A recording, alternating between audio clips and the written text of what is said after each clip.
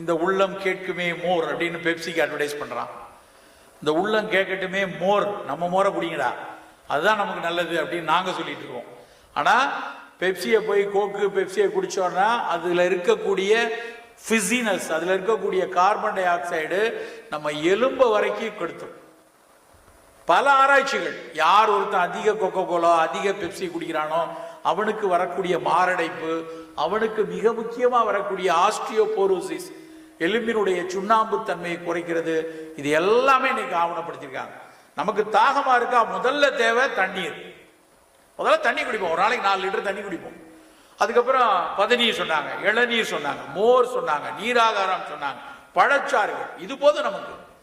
ஒருபோதும் நமக்கு இந்த ஃபிஸி ட்ரிங்க் கோகோ பெப்சியோ நமக்கு தேவையில்லை. இவையெல்லாம் என்ன பண்ணும் அப்படின்னா அந்த கார்பன் டை ஆக்சைடு அத்தனை பாக்டீரியாக்களையும் அழிச்சிடும். வயிற்றுக்குள்ள நல்லது செய்யற பாக்டீரியா ப்ரோபயோட்டிக் பூராத்தையும் காலி பண்ணிடும்.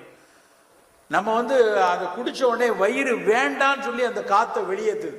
வேண்டாம் அப்படின்னு உடனே கோகோ பெப்சியை குடிச்சா யாவனு ஏப்பம் வர்றதுக்கு காரணம் செரிச்சு சம்மதமாகி வர்றதில்லை, வேகமா வெளித்தள்ளுது அந்த கார்பன் டை ஆக்சைடை.